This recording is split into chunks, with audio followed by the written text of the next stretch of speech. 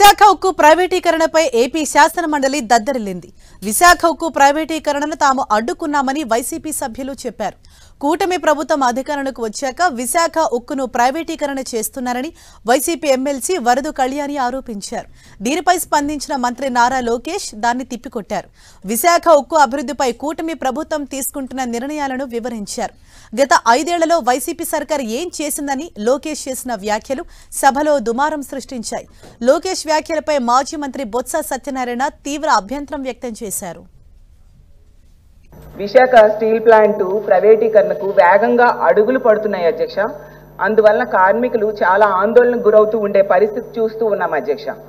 గత నెలలోనే స్టీల్ ప్లాంట్లోని 32 డిపార్ట్మెంట్లను ఒకేసారి ప్రైవేటీకరించేందుకు టెండర్లు పిలవడం వలన కార్మికులు తీవ్రంగా కలత చెందారు అధ్యక్ష.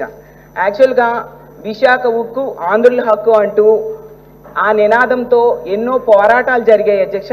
అలాగే పోలీసుల కాల్పుల్లో 32 మంది ప్రాణత్యాగాలతో ఏర్పడినది మా విశాఖ స్టీల్ ప్లాంట్ అధ్యక్ష.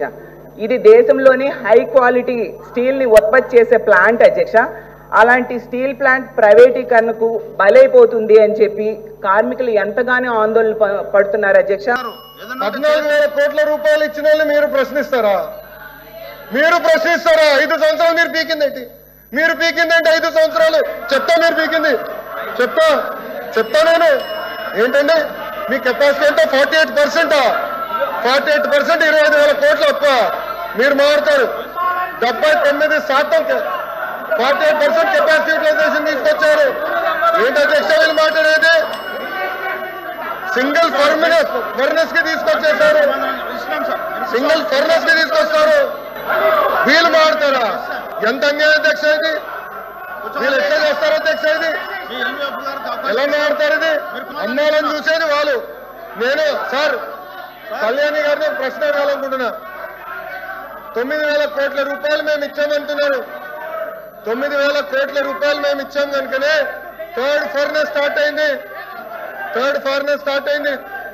79% ప్రొడక్షన్ తీసుకొచ్చాం. అది మాకున్న కమిట్మెంట్. మీరు మమ్మల్ని ప్రశ్నిస్తారా? 14,000 కోట్ల రూపాయలు తీసుకొచ్చిన మేము మమ్మల్ని మీరు ప్రశ్నిస్తారా?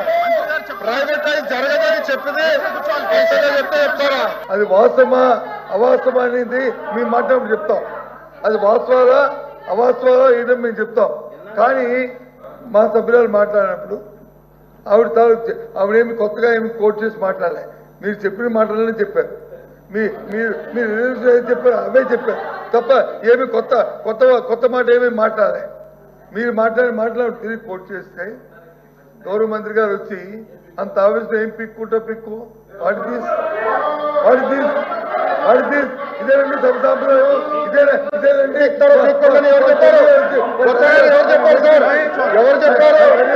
ఎవరు చెప్పారు? ఏం పీకారన్నాడా? ఏం పీకారని చెప్పా? 5 సంవత్సరాలు మీరు ఏం తీసుకొచ్చారో అడిగా